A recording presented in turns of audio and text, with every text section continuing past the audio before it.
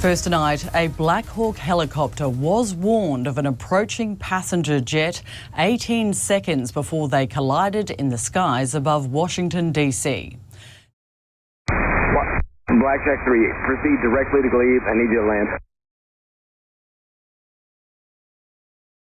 I need you to land immediately. Can you go to Dulles for a few minutes? Austin 7, proceed due westbound. Contact Dulles Tower 120.1. The plane took off from Wichita, Kansas. It flew for about 2 hours and 10 minutes to Washington. At the same time it approached the runway, the air traffic controller radioed the Black Hawk, referring to it as Pat 25 and the jet as CRJ. Pat 25, get the CRJ in flight. Pat 25, pass on to CRJ. Seconds later, they collided.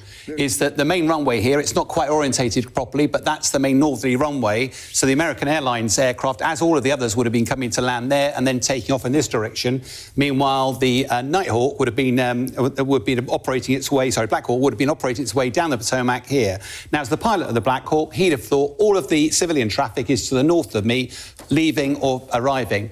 What happened just before this accident, though, was the American Airlines aircraft was on approach down here, was suddenly asked, could he take the shorter runway, which is the runway here?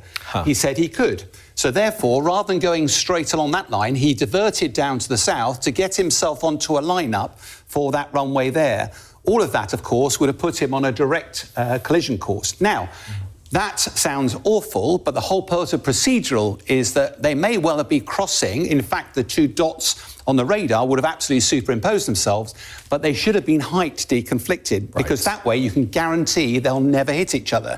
Now, an airline will eventually go through 200 feet, the height at which the helicopter was, but it'll do it really close to the runway, and the helicopter should be nowhere near that. So the fact remains is that somehow this helicopter, because the collision happened at 400 feet at about 150, 160 miles an hour. The question is, what was the helicopter doing at that height? But I also wanted to give an update on the tragedy that happened last night here in Washington, D.C., and provide a little bit more information as we are actively working to investigate and understand what occurred and why. At about 8:48 last night, a UH-60 assigned to the U.S. Army Aviation Brigade in the Military District of Washington, Fort Belvoir, Virginia, collided tragically with a civilian airliner. The unit involved, the Army unit involved, was Bravo Company 12th Aviation Battalion at Fort Belvoir. It was an annual proficiency training flight. And when we look at the crew, and not all kin have been notified, so we're going to withhold ranks and names at this point. We do know on our side who was involved. It was a fairly experienced crew, and that was doing a required annual night evaluation. They did have night vision goggles.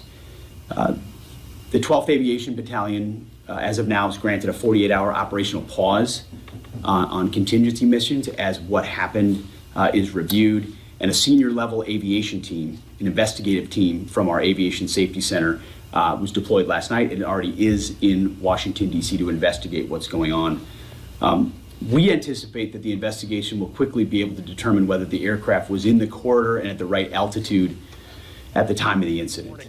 This American Airlines flight took off from Wichita, Kansas, 6:39 a.m. to be exact. And then almost 2 hours later, just over 2 hours later, Air Traffic Control got in touch with the helicopter, that Army Black Hawk helicopter that was in the middle of a training exercise, saying that it could pass behind the plane when moments later, 8:48 p.m., this plane crash happened.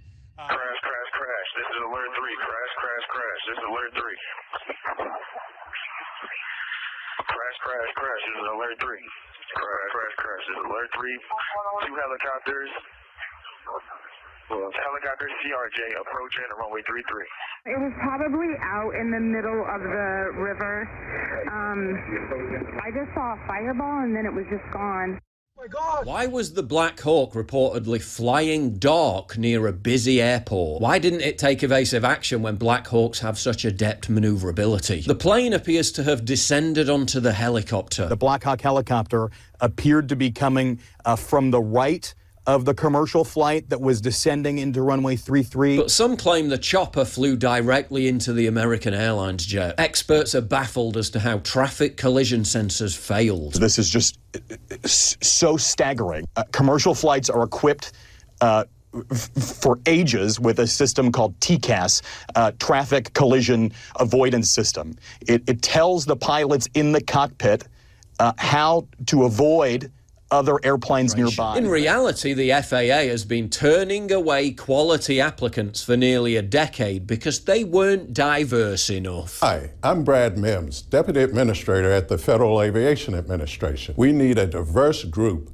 of air traffic controllers to bring distinct perspectives to handle the ever-changing aerospace landscape. We need a diverse, next-generation air traffic workforce. In 2023, there were 503 air traffic control lapses categorised as significant, up 65% from last year. In Obama's final years, they literally lowered the skill standards and turned away thousands of qualified, experienced candidates. Many